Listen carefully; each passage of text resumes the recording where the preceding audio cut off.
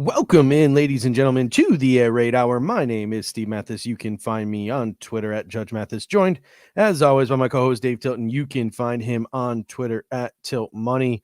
Together, we are the Bills guys, and this is presented by the Cover One Sports Network. And listen, Bills 27, Jets 10. The Buffalo Bills extend their double-digit win streak to 18 games.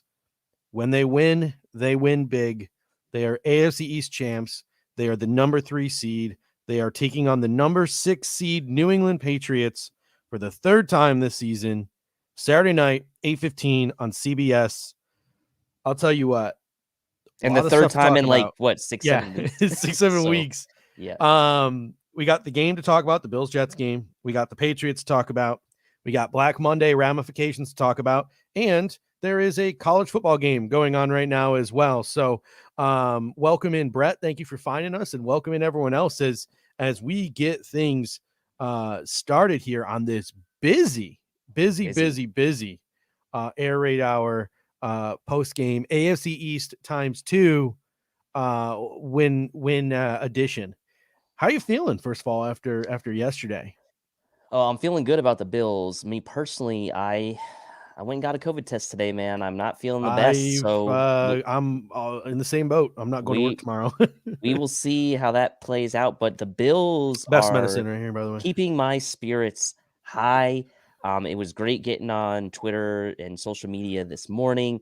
Regular season is a wrap, and the Bills put a bow on that by clinching the AFC East and helping themselves out by getting that 3 seed. And I know, on the surface, it doesn't seem like that big of a deal, but if for some reason, let's say the Steelers somehow knock off the Chiefs, the Bills will be playing at home in the second round. So it does matter. It just gives you that extra little chance to potentially get another home game. And this is an interesting one because the Bills obviously took care of the Jets, and that's going to be the main topic of our show today. But playing the Patriots for the first time in the Super Bowl era in a playoff matchup, and the third time in like 6-7 weeks, is get an ulcer. I mean, the NFL honestly couldn't have asked for better. I'm sure the NFL was happy with how the game played out last night because they probably wanted to see Bills Pats again and not necessarily Bills Chargers. But we'll see. Really happy about the win, and like you can see it down there. I put some of the highlights of as far as the stats, and we're going to get into all that. But man, nice to be back-to-back AFC East champs. Absolutely incredible performance by the defense. And before we get into this game, I just wish, speaking of Steelers Chiefs, I really just wish, listen, for all the Steelers' faults, I sure as heck don't want to go up against Cam Hayward and TJ Watt in the playoffs. I just wish that maybe for 1 week only, the NFL could donate Justin Herbert to the Pittsburgh Steelers so that they have a shot as Jameson Williams makes a big catch here for Bama in this and now Jameson Williams is hurt. So this is Mike Tomlin, some intrigue here on in the college football playoff as Alabama and Georgia are tied at 3. But I'll tell you what, never count those Steelers out, but I can't picture, as good as their defense is, them keeping up with Patrick Mahomes. And this looks brutal for Jameson Williams. God. Yeah, I mean, Mike Tomlin will have them as ready to go as they possibly can be, but maybe you hope for like this one last ride for a little bit longer for Ben Roethlisberger if you're a Steelers fan, and there's some magic. Something bad. He tore his ACL. He tore his ACL. I watched that. You can tell sometimes when the muscles sort of jiggle in a non-contact injury. He tore his ACL. That's Jameson Williams, no longer a first-round pick. That's unfortunate. Oh, wow. And now Alabama's down to really no credible receiver at this point. Speaking of Alabama and first-round picks, Najee Harris maybe could be a guy that runs the ball 35 times against the Chiefs. I mean, it's with an offensive line that doesn't really block, so it'll. I don't know how. In 2007, the Bills team that didn't make the playoffs wasn't very good, so I guess this is just recency bias taking hold here. But man, are the Steelers a really fucking bad playoff team? So bad. Who's a worse playoff team, the Steelers or the Eagles? The Steelers. I think the Eagles have a shot. I think on any given Sunday, the Steelers have a shot because they have a quarterback who can make plays and can run around and they can run the football, and like their defense can show up on certain Sundays. The Steelers don't have a shot with Ben Roethlisberger at quarterback in that offensive line. Like they just don't. Like this dude's averaging like what, 1 air yard per pass. That's all screens and dump offs. That's all they can do. They really can't work the football down the field, and he really can't hold on to the ball for more than 1 second. It's absolutely brutal. But Which it's kind of unfortunate because between Claypool and Deontay Johnson, they have guys who can stretch the field. But they just, I don't know. We'll see, they man. just can't do I it. will be rooting for the Steelers. Like I will be Yeah, rooting for them. 100%. 100%. I want to know our home game. But all right. So let's get into Bills Jets before we get into Bills Patriots. The number one thing that I said on Twitter about halfway through the fourth quarter of that game, when we started to go on a run and score some points, people were rightfully upset over the course of that game with the Jets, from what was going on with Matt Haack to sort of the stalling of the offense, etc. But if it wasn't for Matt Haack literally sucking the life out of that stadium and being the worst punter of all time, we probably aren't as in our feelings as much over that football game. The crux of the issue outside of special teams, which we're obviously going to get to, because I think that goes into part of a broader, like, is this team ready for the playoffs type of conversation, especially with the punting and the punt returning. There are two takes on the offense. There's sort of my take with what's going on with the offense, where it's like, I think that McD and Dable, they just decided that they weren't going to show anything for the playoffs against the New York Jets. They had little window dressing. There was vanilla play calling. It was just, we're going to send our dudes out there to run routes. We're going to trust our wide receivers to be better than their DBs. We're going to trust our tackles to be better than their edge rushers. And we're just going to do enough to get by and let our defense do most of the heavy lifting in this game, which they did. I mean, even the running game, they ran the ball well, but a lot of the runs were like, we're just going to run straight at Quinn Williams. Like, it didn't really make a lot of sense what the Buffalo Bills offense was doing this game. That's my take on the offense, and I'm not too concerned. But I saw a whole bunch of people saying, well, the running game is better, but Josh Allen is awful right now, and he's so inconsistent, and our wide receivers aren't getting open, and this and this and this.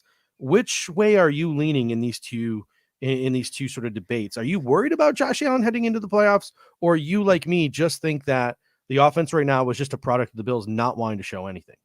I mean, if you're worried about Josh Allen going into the playoffs, what you're essentially saying is you're not really giving the Bills a chance to win, because Josh Allen is the reason we are going to win in the playoffs if we do win. And let's not forget that, look, we're going to be playing the Patriots, a week from now, most likely. Like, the Bills knew they were going to be playing either the Chargers or the Patriots. They probably weren't going to open up the bag of tricks, right, in week 18 against a team that had, like I put in the graphic, 4 first downs the entire game. And outside the bad punting, I don't really blame McDermott a ton for some of the in-game management decisions he made in this game, given the situation and given the opponent. I mean, I can understand the argument going the other way, because in hindsight, it looks like, okay, well, Matt Haack can't punt more than 25 yards, so why not just go for it? But look, I understand it given the opponent. Dan comes and says, the game got a little close to my liking, but got the win. Defense looks scary good, and also wish the Raiders took a knee to start the. I was never in debt. I was never worried about that game. And as far as Josh Allen and the offense, let's not forget that he still found a way to make some incredible, like, season highlight type plays in this game. Obviously, the play to Diggs, a throw back across the body to McKenzie to get that first down. And then, honestly, the throw that he threw to Diggs down the left sideline that was very close to being a touchdown as well, but wasn't. Diggs only had 1 foot in, was an absolute dime and a great catch by Stephon Diggs. So it's not always like you got to look at some of these things too at a more macro level. Like, Josh Allen was putting the ball in some pretty good places yesterday. We know he had the miss to Davis. We know that pass to Diggs. I mean, that's still a great throw, right? If you assess the throw and you assess the route and all of those things, it's still a great throw. And not to mention, how about that floater he dropped into Knox as well, right? So he made a ton of good throws, didn't turn the ball over, and the Bills got it done on the ground, really, with Devin Singletary again and Josh Allen making some plays as well. A way more workman-like game, I would say, than a week ago against Atlanta, where he turned the ball over 3 times. So I don't really have a ton to complain about or a ton to really worry about. I think these division games are always weird. a week ago, the Jets took the Buccaneers down to the wire. They were playing hard for Robert Saleh in a game where their offense literally did nothing, and they played their hearts out in the last game of the year. So I'm not really too worried about it. I think what we really need to be worried about is what's going to happen when the Bills actually get tested on the ground next week against the Pats, where they weren't tested at all against the Jets running game. So we didn't really get a good test of what the Bills run D looked like yesterday, because the Jets really had nothing in the Yeah, run I game. mean, the Jets had absolutely nothing going for them. Just a little bit more on Allen. Jason M comes in and said they completely removed the Josh Allen running aspect from the calls against this Jets game, probably for a reason, not to get him hurt, which is a huge part of the Right. offense and setting up other stuff. And then, Jessica Tennis comes in and says, Josh was forcing it a little bit to Diggs early to try to get him that bonus, it looked like. So, But it was working, honestly. It was yeah, working. yeah. So, a couple other things in the offense that I liked. Obviously, Singletary getting hot at the right time, 112 all-purpose yards, 2 touchdowns, a good game for him. The offensive line is really gelling. Rick Bates doing a wonderful, fantastic job at left guard, really solidifying this offensive line. In 3 games that he has started, he's given up 3 pressures. He's given us a little bit of extra juice in the run game. I don't know whether to be thankful that Rick Bates has found his way into our lives, or angry and upset that it took that long for the Buffalo Bills to realize their best player was sitting on the bench. Well, Mixed I mean, emotions right now. I guess it, we'll put off the anger until the offseason. it is mixed emotions, but you also have to look at it from the standpoint of, like, they probably were trying to give Cody Ford every chance after chance to show what he could do as a second round pick who they traded up for a couple years ago. Wasn't working out. John Feliciano in and out of the lineup. They gave him the contract, right? They probably were like envisioning that he would be more of a contributor than he was. And it doesn't mean that Rick Bates was necessarily bad. It could have been just like an organizational philosophy that, like, they were going to try to give Cody Ford more chances, and they were going to try to give John Feliciano opportunities. Ike Bucker obviously was in there before Bates, which I thought was interesting, but he's again been a guy that's been kind of relied on as well. Bates, we know the athletic traits are off the charts, the high RAS score. So I don't think this stops the Bills from necessarily looking at this position in the offseason. But like we've said the last couple of weeks, this is the best combination they've got right now, especially now that you are able to get Spencer Brown in the lineup, who is one of your best 5, and keep Darrell Williams in there. This is the best 5 you're going to have for this playoffs in 2021 season. So. Vita Vega comes in and says he also given us an amazing photo with Josh Allen, our guy.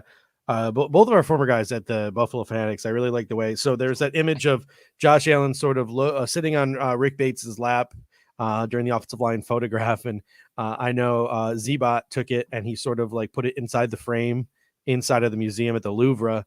And Clay Troya gave it the old yearbook, like 90s yearbook style background font, background color. So I loved both of those. Just an absolutely amazing photograph and photo opportunity there. And Greg Tomsett coming in saying the issue is he didn't inform them that he was actually Rick Bates. Ryan Bates just wasn't good enough. So sometimes there's a different grit to Rick Bates than Ryan Bates, I will say. Yeah. So last thing I'll say about this Jets game, because trust me, we're not ignoring special teams. We're going to get to special teams in the next segment when we talk about sort of the ramifications on the playoffs. But New York Jets, 53 total yards, 5 passing after all those sacks, the 9 sacks that occurred against Zach Wilson. 48 of those 53 yards were rushing. The Jets were 1 of 14 on third down. They punted 11 times. Addison, Poyer, Milano, Oliver, Epinesa, and Basham all got in on the sack party. If that is the defense, and I'm not saying that performance is going to carry over to the postseason, but what I am saying is silver lining to having to play the Patriots for the 3rd time is outside of Ben Roethlisberger, they have the worst quarterback of the AFC teams in the playoffs in Mac Jones, who's young, who's inexperienced, at least at the pro level. This is a defense that we've seen take advantage of Mac Jones and can do so once again next week. If this defense shows up, best thing that ever happened to us was none of those dudes making the Pro Bowl, because the chip on those dudes' shoulders, Poyer, Edmonds, Milano, they're feeling themselves, dude. Like, they are really just They are in their bag right now. They are in their bag, and it's awesome that this game's going to be at home Mm-hmm. as well. The sacks, obviously, put a tweet out yesterday, 14 sacks for this team over the last 2 weeks, 5 against Atlanta, obviously 9 against the Jets. Obviously, Matt Ryan, not the most mobile guy, but Zach Wilson, pretty mobile guy, rookie quarterback. So obviously he did some of those things we saw Josh Allen do early in his career and hold the ball too long and take some bad sacks. But in reality, I think you look at this and you say, if you're the Bills, like, okay, we've been getting pressure. It's been spurty as far as when we're actually bringing down the quarterback. And in the last 2 games, we've done a really good job actually getting to the quarterback and getting home. Use a golf analogy. It's like when you're putting and you see one putt go in, you just feel like every putt's going to go in, right? So like now the Bills have gotten to the quarterback. They've taken him down. They feel like now, okay, now we can actually feel, in our bag as well on the defensive line from a rush standpoint, and that we can actually get to the quarterback and bring him down. Where at times this season it's felt like a struggle to actually not get pressure, because that's always been something the Bills have done all year, but to actually bring down the quarterback. So if they can do that to Mac Jones, it's going to be a long day for them. The great equalizer will be Belichick, obviously. Yeah, and this is a tightrope that the Bills are going to have to walk once we get into the playoffs, because a team like the Patriots, they do, control the line of scrimmage with their offensive line. We're going to get into a couple injuries that occurred to them in that Dolphins game that might have an effect on this Bills game. But she says, as long as the defense doesn't overrun those rushing plays. So the Patriots are going to come at us with the counters. The Patriots are going to come at us with the cutbacks. They're going to do things to try to stymie the Buffalo Bills and get them more thinking about setting the edge in the run game than getting after the quarterback. I mean, like I said, the Bills were absolutely in their comfort zone. They were confident that no matter what happened, the New York Jets were not going to be able to establish anything in the running game, and that allowed them to pin their ears back and make Zach Wilson's life a living hell.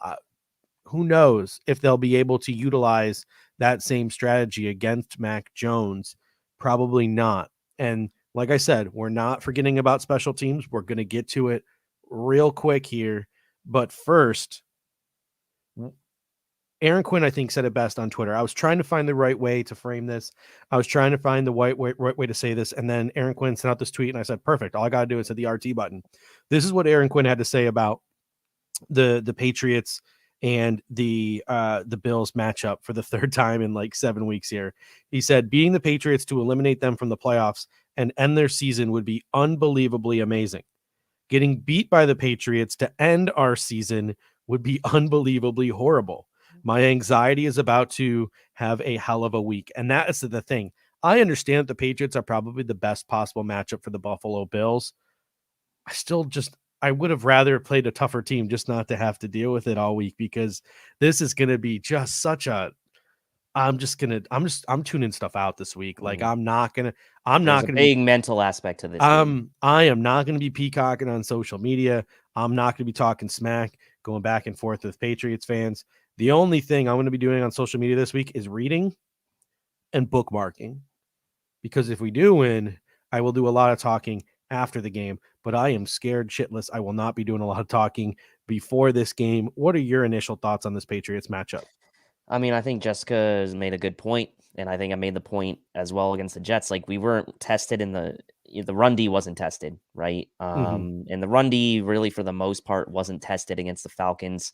The last team, I would say the time the run D was really tested was probably the last time we played the Patriots, right? Because even Carolina, outside of Cam Newton, didn't do a ton on the ground against us. So I think the run D is critical. I think if you're the Bills, yeah, the matchup is good on paper, because like people talking about, well, I'd rather play the Chargers, right? Because maybe it's well, they have Austin Eckler too, right? Like, so like you're getting on paper from a roster standpoint, you're playing a lesser roster than what the Chargers had. However, you are going against Bill Belichick, a guy that really, for the better part of 20 years, has owned the Bills outside of these last couple years with Josh Allen. And there's still this there is just this ongoing mental hurdle, this mental race you're constantly running against the Patriots until you get over on them in different ways. Now, last year it was getting over on them on Monday Night Football, it was beating them twice. This year we got our revenge after the terrible Monday night game.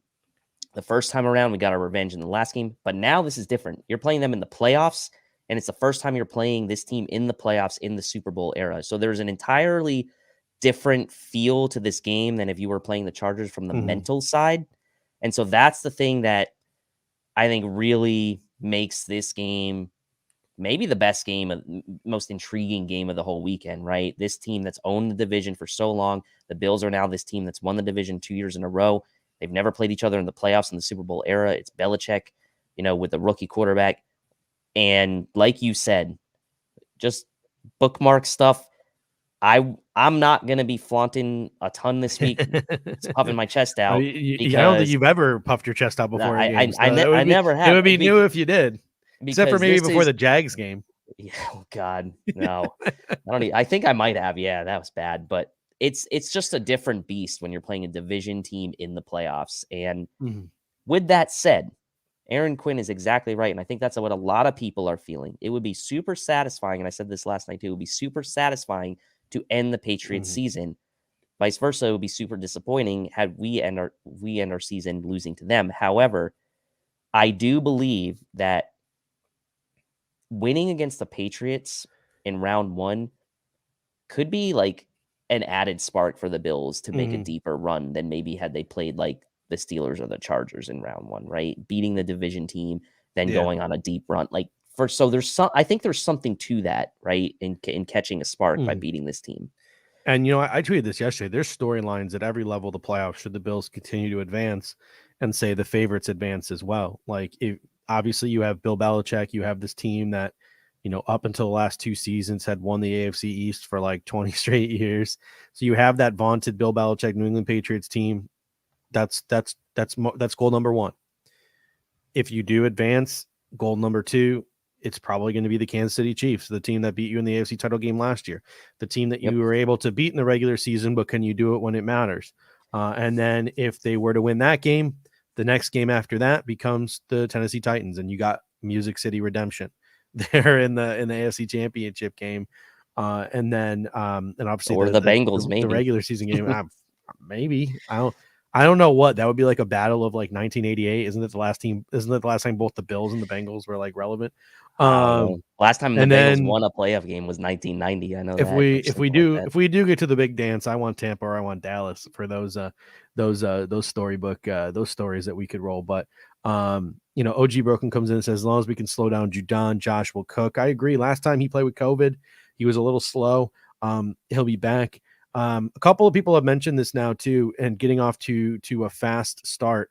I know David E was in there earlier. I had the comment up. It's like start fast, score points fast, and then defense can then play to their strengths, get New England out of that running game. I mean, New England took forever in that second regular season game to transition from a team that was running the football to a team that was passing the football. Like, they waited up until like mid third quarter before they like snapped their fingers and tried to make a change to their philosophical approach to the offense, which goes to show how much faith that they have in Mac Jones. Caden K comes in here with a great question. Judge, do you want the ball first to score early and make Mac throw? What do we do here? To me, I'm still going for the double dip. If wind is not a factor, I want the ball to start the second half. Your defense, we just got through watching the press conference. Number 1 points per game allowed, number 1 overall defense, number 1 pass defense. Your defense can go out there, get a quick stop on the first drive, and all of a sudden now you have the immediate advantage in the rest of the game.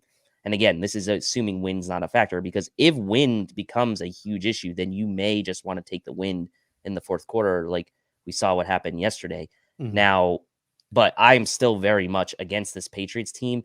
You take a possession away from them, that's huge for a team that is likely not going to put up a ton of points. Yeah. So I want the ball in the second to start the second half. Yeah. I would again engage that double dip. We have this conversation almost on a weekly basis. Dave Lewandowski comes in and says the revenge tour ends against the Cardinals for the Hail Murray.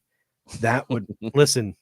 Everyone, I think at this point, because I like to wave my hand back and forth when I talk, notices that for the last couple of months there's been a ring on this finger. My in-laws, I live out here in Phoenix, Arizona, season ticket holders for the Arizona Cardinals. that would not be a fun weekend for me, especially because if the Bills do make it to the Super Bowl, my ass is getting on a plane or getting in a car and driving back to Buffalo to watch that game with my dad. So it would probably tick off the in-laws even more and offend them even more. But I'll still never forget that Hail Mary. I was sitting there with my in-laws watching the game, and the Bills score the touchdown. He throws that touchdown to Stephon Diggs, and I'm sitting in the back of the patio room because it's Arizona. We were outside at that time watching the game outside because it doesn't snow and it's beautiful in the winter here. No, not to brag, it's like 65 degrees out right now, nice and sunny here. But I was just pacing back and forth in the back of the patio room, and my father-in-law looks at me and goes, "Dude, chill out. You won the football game." And I'm like, "Listen, I am a Bills fan. Until that clock strikes 00, my ass is not going to calm down." And then sure enough, the Hail freaking Murray happens. And Oh God. my wife was like, "You're embarrassing." Cause like when Stephon Diggs caught that touchdown, I ran out into their backyard area and started like beating my chest. Like I was pumped. Right. She's like, "You're making an ass of yourself. You're a child, blah, blah," like all this stuff. And I'm just like, "Calm down. Like your parents understand, your brother understands." And then sure enough, when Deshaun, or not Deshaun Watson, DeAndre Hopkins catches the Hail Murray, her brother goes running out into the backyard and is bumping his chest. So I was like, "See, I was making an ass of myself. This is what we do." But that would be a really a weird playoff matchup for me there, for sure. But another weird, just like random funny story here. My dad's actually coming to visit because I'm moving in the next week or so here. And he's going to come out and he's going to help me, set up my new house and stuff. I moved the year before the Bills made their first playoff in 17 years. Me and my father haven't watched the Bills playoff game together since the Music City Miracle. Oh God. So the Bills need to beat the New England Patriots this weekend, just so me and my dad can watch a playoff football game together for the first time in like 20 years. So I need the Buffalo Bills to come through for me there. But just looking at this game, you already mentioned and hit on some of the negatives for this game. It's a division opponent. They know us. Third game, Bill Belichick in the postseason. They understand how to run the football. They're stout in the trenches. They're experienced. They understand the moment. Those are all the negatives for playing the New England Patriots. Some of the positives: Mac Jones's noodle arm in January, being the rookie QB that he is. We haven't really talked about this yet. I don't have an update on the injuries. Bill Belichick apparently sounded optimistic, but other people aren't so optimistic. Isaiah Wynn and Christian Barmore both left the Miami game with injuries.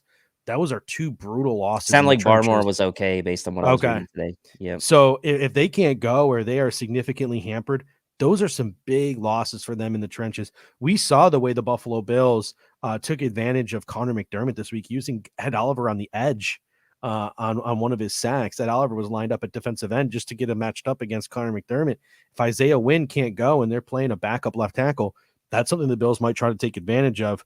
Patriots have given up 984 yards on the ground in their last 6 games.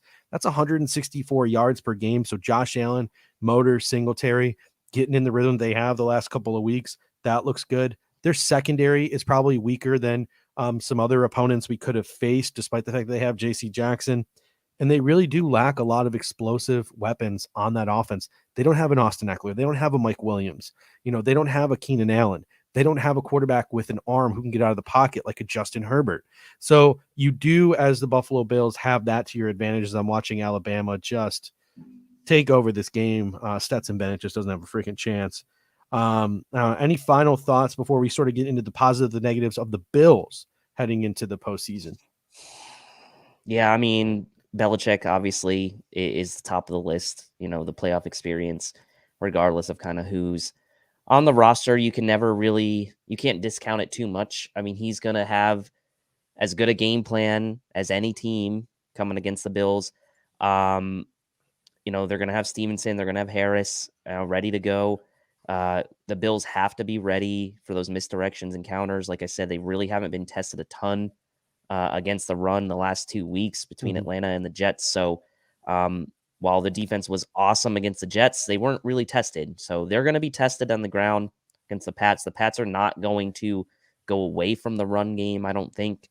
Belichick's not the type to kind of get out of his game plan, even when things maybe aren't looking the best, because they always seem to find their way back into games. So we know that they found their way back, not really back into that last game we played them, but we just really couldn't put them away, and they just kind of hung around. So the Pats do have a way of hanging around. Obviously, they did come back somewhat against Miami yesterday. They didn't end up finishing the job, but they did come back. So that they're going to be ready to play. And to me, the two biggest things in this game, as a negative, if you want to call it that, are going to be, can the Bills run D handle misdirection and counter plays and be stout and keep the Pats in third and longs? And can Sean McDermott have a go toe to toe from a coaching standpoint against Bill Belichick? Because they still have Belichick, and he still can, he can still get the job done. So those are the negatives, I would say.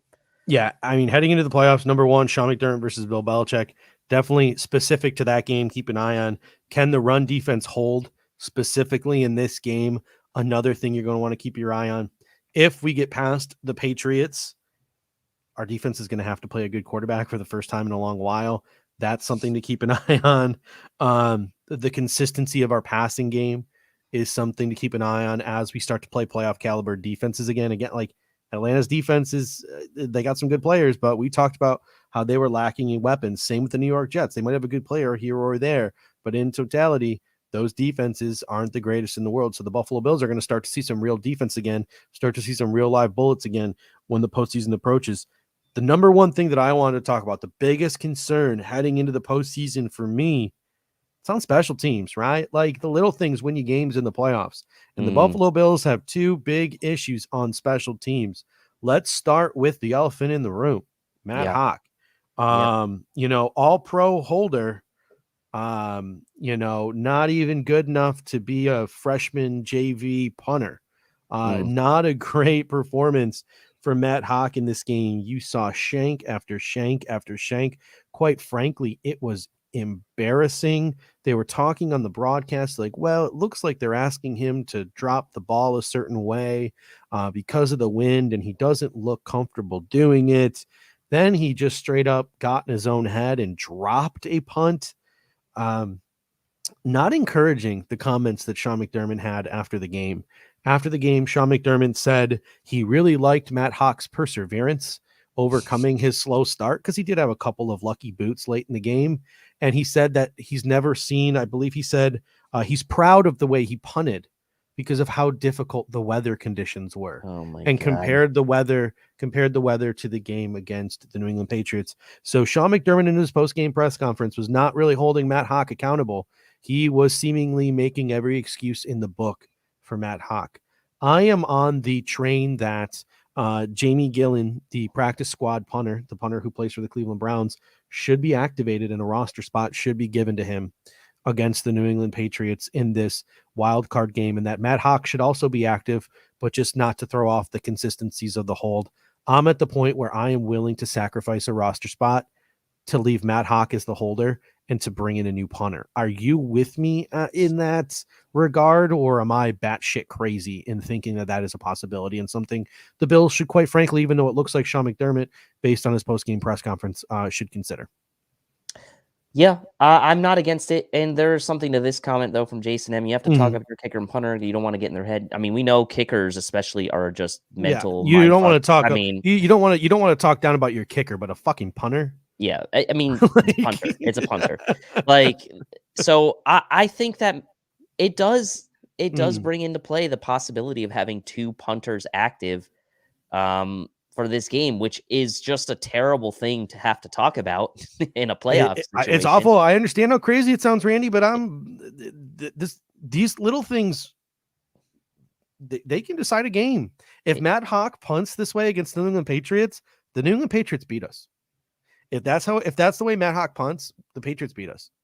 They ain't going to play no games with that field position.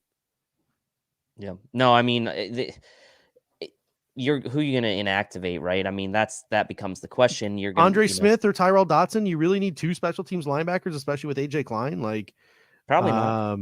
And you also talk, like, do you need all those DBs when New England barely, can chuck the ball? And Eric comes in and says he's not activating. Listen, Desperate times, man. That's what Desperate I mean, time. it's a bad conversation we have to I have. understand. I understand how awful. I understand how awful that sounds. And but my fear is obviously you're gonna give obviously Sean McDermott's probably just gonna end up giving Matt Hawk another chance. Oh, yeah, Hope that's gonna the Bills happen, don't have yeah. to punt a lot. This is more of an off-season conversation. Jake Camarda, the punter from Georgia, I had him go. Did you watch Matt Hawk yesterday? We're in the playoffs. Okay, maybe it is an overreaction, but we're about to head into the postseason. We're in week 18, and our punter's head is still firmly planted up his ass. Like that Maybe doesn't we sit just won't well have with to me. punt. Maybe we just go back to no punting. That'd Yeah, be just just go back to good no for punting. every Maybe like I yeah. completely understand where Eric is coming from, where Randy's coming from. I understand, but my biggest fear is Matt Hawk shanks a couple of punts, New England gets good field position and beats us by a touchdown or beats us by a field goal because of the Yeah. fucking punter who we knew he had the MO that he shanks punts. It's been his modus operandi since the dude was in college. He shanks punts. That is what he is known for. You ask anyone in Miami, dude shanks punts. That's why he's not here anymore. Understand he's a good holder. They had a great conversation. Eric and Anthony had a great conversation with Jay Feely about how good of a holder he is. And you see what's going on in Green Bay with Bojo right now. But like, you got to find someone who can do both. Yeah. You got Bojo's two not the jobs. answer here, okay? Like, Bojo's not the answer. Yeah. we can't go back to that, right? Like, We're not. it's just I'm not trying to. I'm not at all saying we should go back to Bojo. And I don't even know how Jamie Gillian is as a holder. Scottish Hammer. I don't know how he is as a holder. So I'm not even willing to risk that yet. Like if the choice is Matt Hawk or the practice squad punter, or just or like if it's one of the two, I'm taking Matt Hawk and risking it every time. You got to think to yourself, like, is there a roster spot you could sacrifice to have another punter out there? Like, that's what I'm thinking. Like it would be embarrassing, I would say, if you're the it's Bills and super yeah, embarrassing. But they would did it be to themselves. They mm, knew this dude's MO when they signed him. Like he is a soft punter who maybe he shanks a got the lot, maybe and he he got the has to shanks go. out maybe he got the shanks out all in one Maybe. I game. mean, maybe this is a complete overreaction and he gets his head out of his butt next week. And he hadn't punted in 2 games and he was rusty, but still, like, you're a professional, man. I will tell you what annoyed me more than the shanks, The actually. drop. But when he finally got a decent punt off, he just like blasted it through the Oh, end zone. he was so in his own head, right? Like he's literally in a coffin corner situation. He's like, fuck this. I don't care where I am kicking from. I'm just going to boot it through the end zone. He literally Yeah. punted it like he was at his own 2-yard line from like Well, the 50.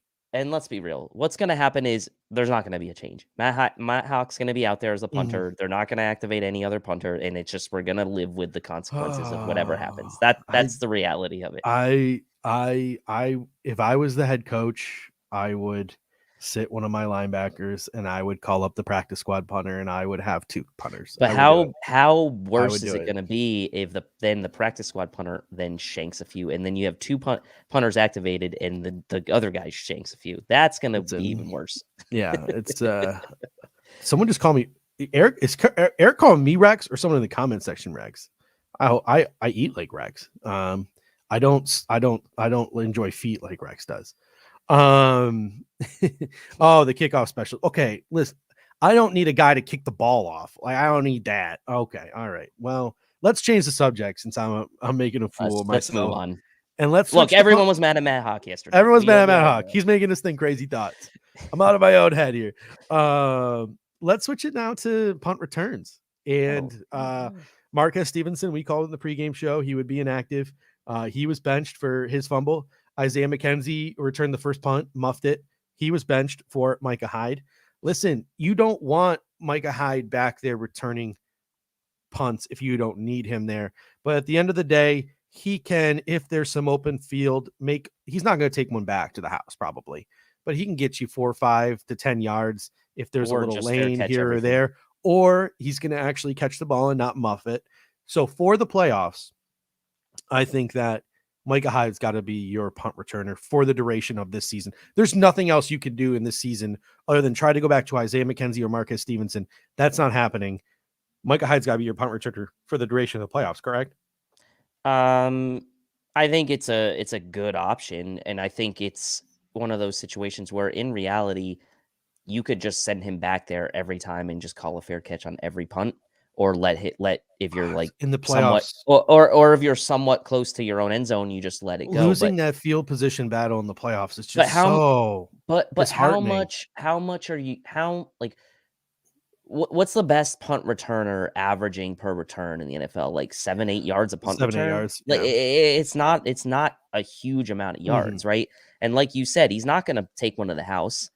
So your best chance of someone taking it to the house is Isaiah McKenzie, right? Hmm. So if you're not gonna put Isaiah McKenzie back there, then you're just putting Micah Hyde back there to fair catch the ball Yeah. and not muff a Hmm. fair catch. That's all you're doing. So you have to decide, if you're the Bills, do you run the risk of possibly getting better field position with a guy like Isaiah McKenzie returning punts, knowing that there's some ball security issues, when in reality, the best punt returners probably average 7, 8 yards a punt return? Or do you Yeah. just send Micah Hyde back there to fair catch everything and guarantee that you'll keep possession of the football? Like, Mm. that to me becomes the question if you're the Bills. And I mean, Jason M comes in, and this is what disappoints me the most. And I understand that maybe some of my takes are a little illogical, or maybe it sounds like an overreaction. But he says Belichick is going to test our punt returners. That could be interesting. He's going to make them field punts. I 100% agree with you.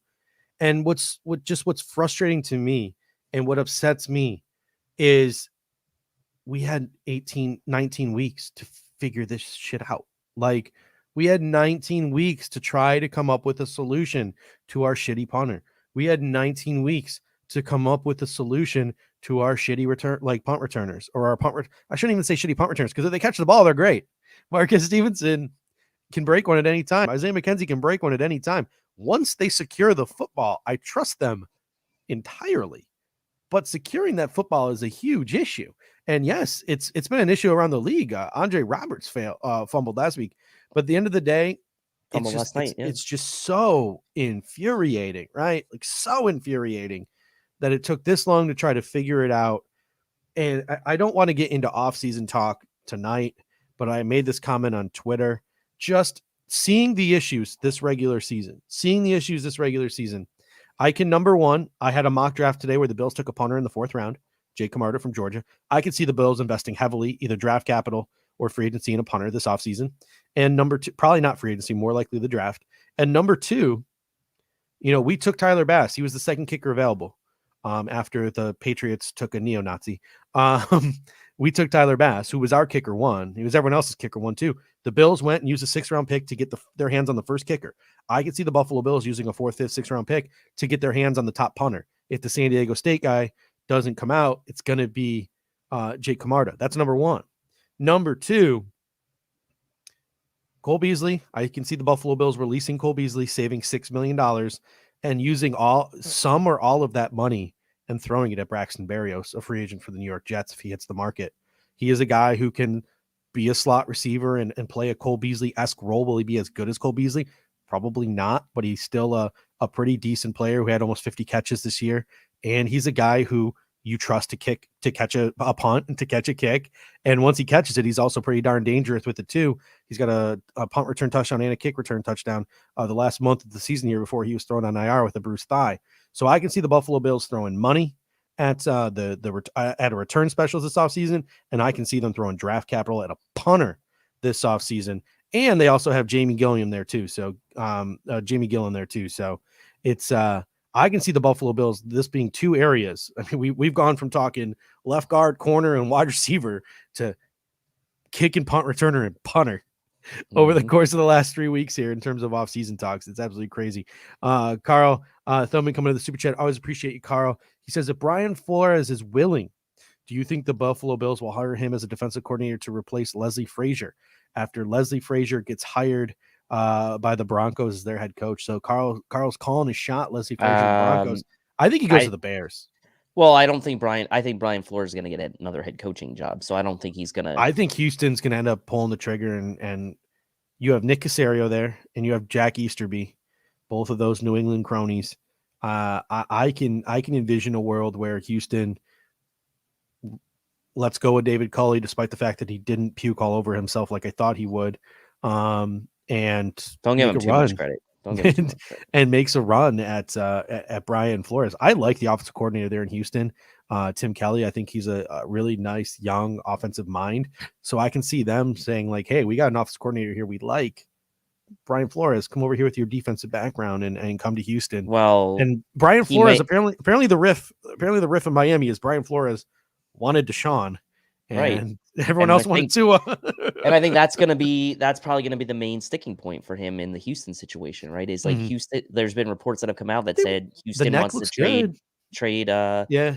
Watson before March 17th or whatever it is, but maybe that changes if Mhm. Flores comes there and they can find a way to work things out with Deshaun Watson. So that's going to be a really fluid situation. I wouldn't believe anything you hear right now, but I believe Flores will get another head coaching job before he even gets the chance to even consider possibly coming Mhm. to the Bills as a defensive coordinator. I mean, it's already been reported, um, that multiple teams are interested. So he's the guy out of all the head coaches that have gotten fired to me that would be the first to get another head coaching job. Mhm.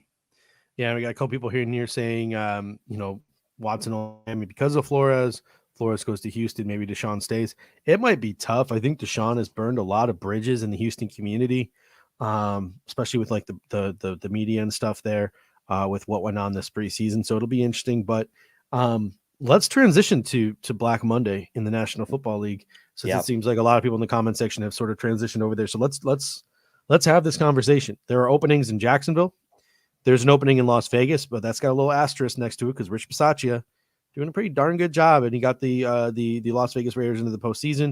If he can maybe upset the Bengals or even play the Bengals tight, he might secure a job, especially since they might have to pay John Gruden to stay home if they don't win that lawsuit. Mark Davis isn't exactly made of money. The Denver Broncos have an opening. Bears have an opening. The Minnesota Vikings have an opening. And the biggest shock of all, Miami Dolphins have an opening. Leslie Frazier has already lined up an interview with the Chicago Bears. He was part of that 85 vaunted Bears defense.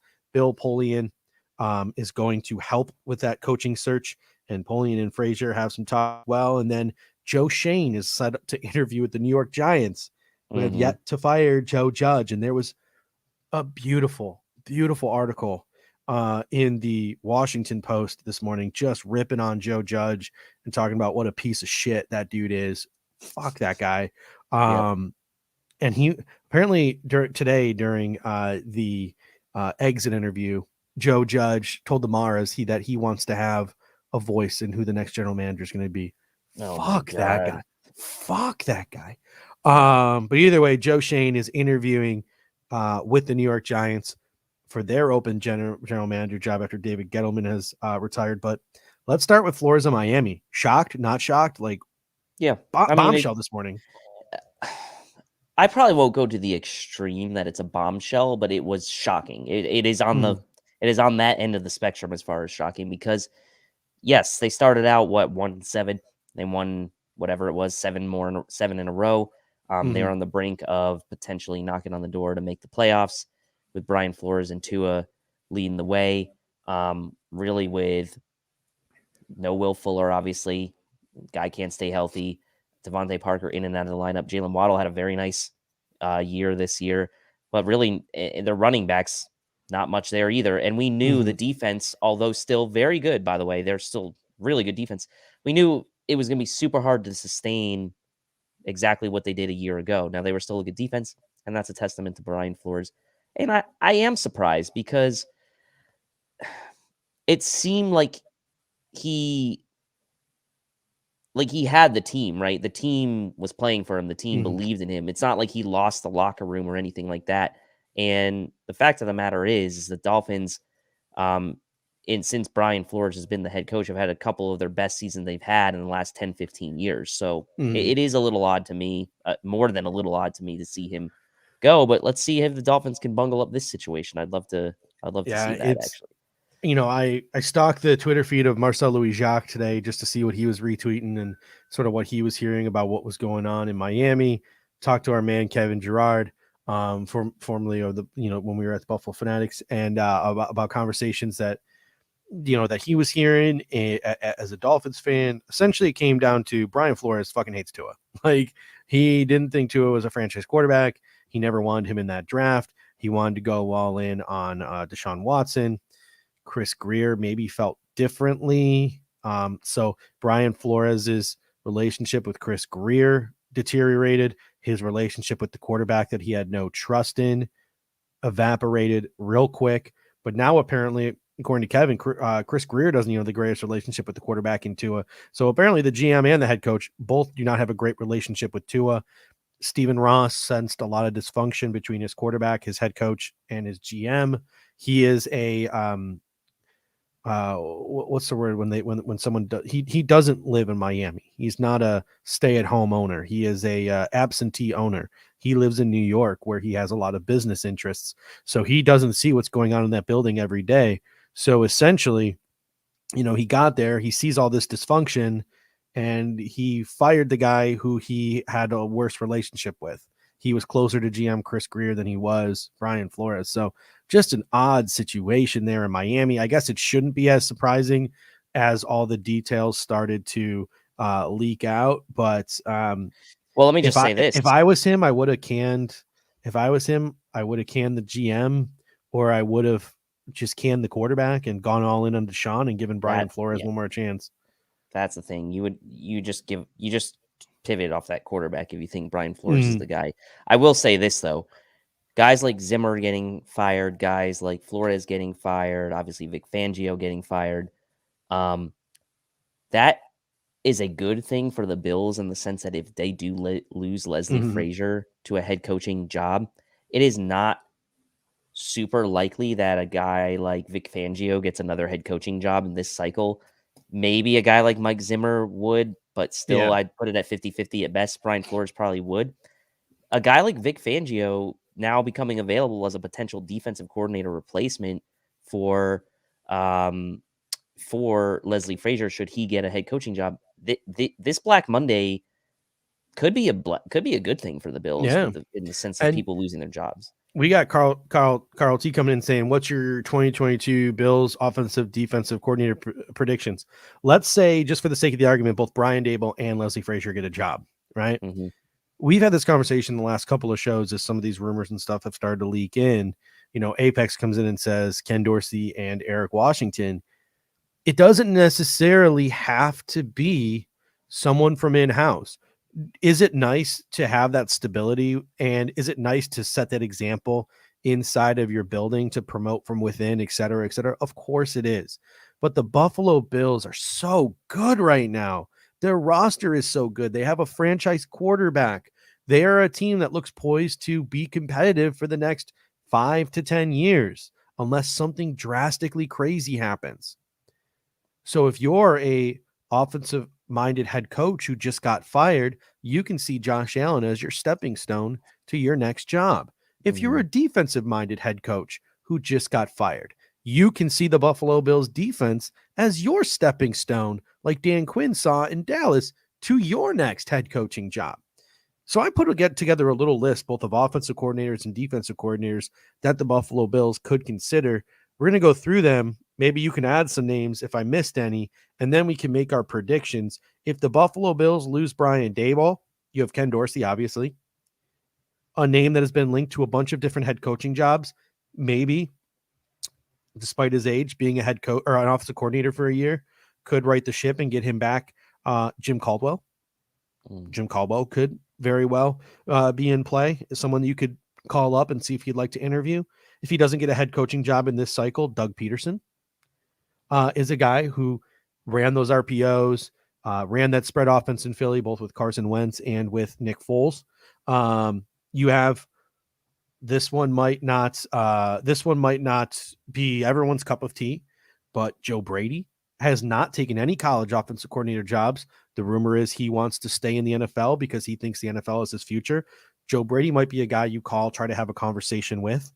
I'm going to say this name real quickly, and then we're going to move past it. Matt Nagy will obviously be available. I'm not a big fan of his. Pat Shurmur is available. Not a big fan of his either, but he was fired in the Denver firings. A guy who, when he's had a quarterback, has had success.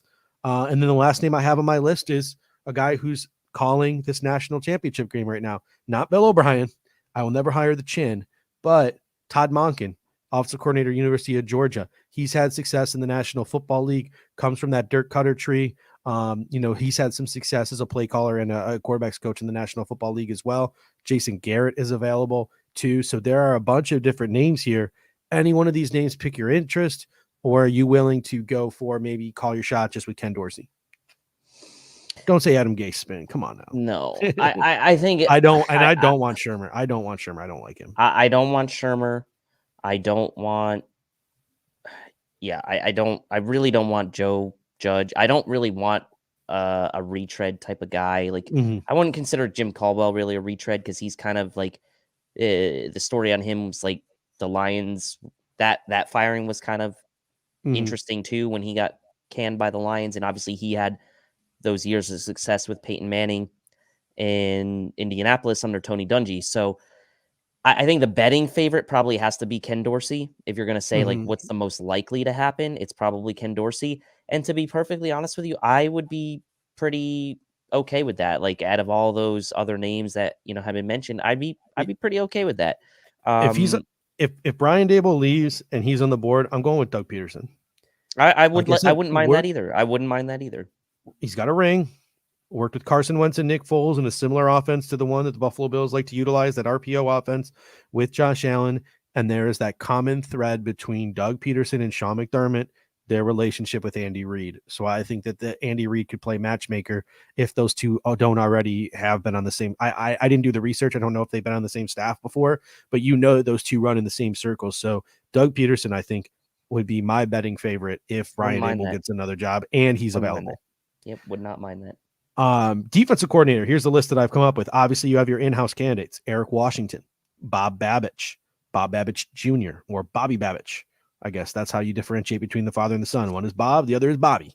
And then here are some names: Mike Zimmer, who was a very, very good defensive coordinator before in Cincinnati and Minnesota before his time in Dallas before his time in Minnesota, where he was also a pretty good defensive mind there. Vic Fangio, who Greg Tomsett did a great job saying, like, listen, there's no 34, there's no 43 in the National Football League anymore. The way the Buffalo Bills ran their defense and the way the Denver Broncos ran their defense aren't too dissimilar.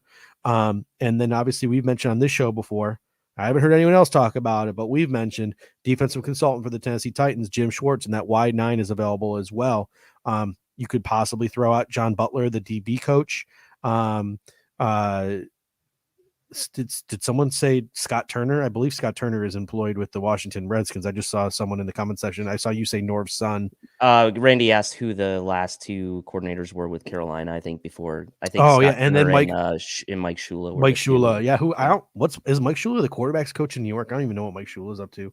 I don't even. Let's see. But quarterbacks coach of the Broncos, so he was probably done. Yeah, he'll be employable. Not that we would want Mike Shula. I don't know. What are your thoughts on defensive coordinator? Let me say this. As much as I would be pretty cool with Ken Dorsey getting the OC spot, I'm probably more on the side of not going in-house on the defensive side. It's just because, like, I know Eric Washington's been a defensive coordinator in the past, but that doesn't really get my juices flowing, right? Like, you want to maintain this defense. To me, like, they're the number one defense. Leslie Frazier's had that calming sort of leadership presence there. To me, this is a ideal situation if you are a defensive head coach who has recently gotten fired to go to this Bills team who is a contender, and like Dan Quinn did, rebuilt his reputation as being a coordinator, potentially put himself back in the mix for another head coaching job. So for me, I think Mike Zimmer will be the top of my list as far as defensive coordinators, and then Vic Fangio and Jim Schwartz probably right there behind Zimmer.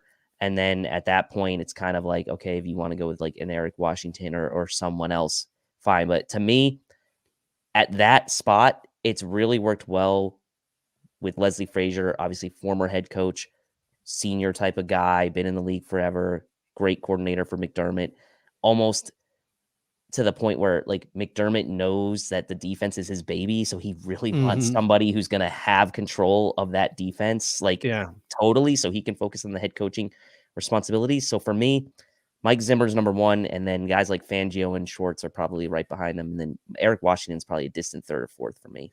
Yeah, I don't feel as confident in this one as I do. I feel fairly confident that if Brian Daboll leaves, that the Buffalo Bills will look outside the organization for an offensive coordinator. I don't think that Ken Dorsey is this shoe-in for the job that a lot of people think he is, despite the fact that he's linked with Leslie Frazier to a lot of gigs. I'm just not buying that.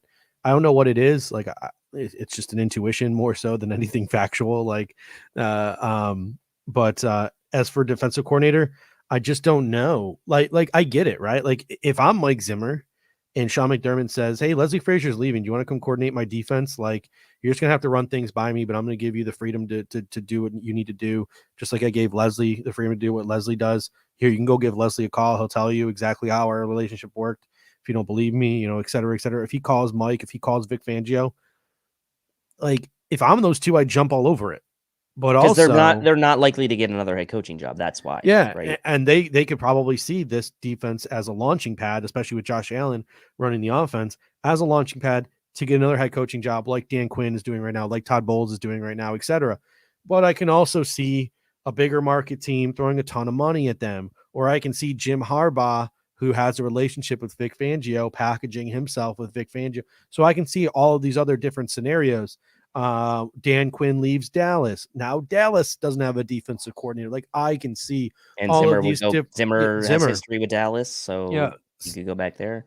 It's all of these different scenarios that I keep running through in my head. Like, where would Buffalo, like, despite the fact that I can make a argument that Buffalo is a very good landing spot for them, it might be 4 or 5 down on the chart of things that they're considering right now. So again, and Randy says why? It's just an intuition. Like, oh, obviously we'll see how all this stuff plays out. It'll be interesting. Maybe Leslie Frazier and Brian Daboll, they don't get jobs. Like, maybe they're all here next year.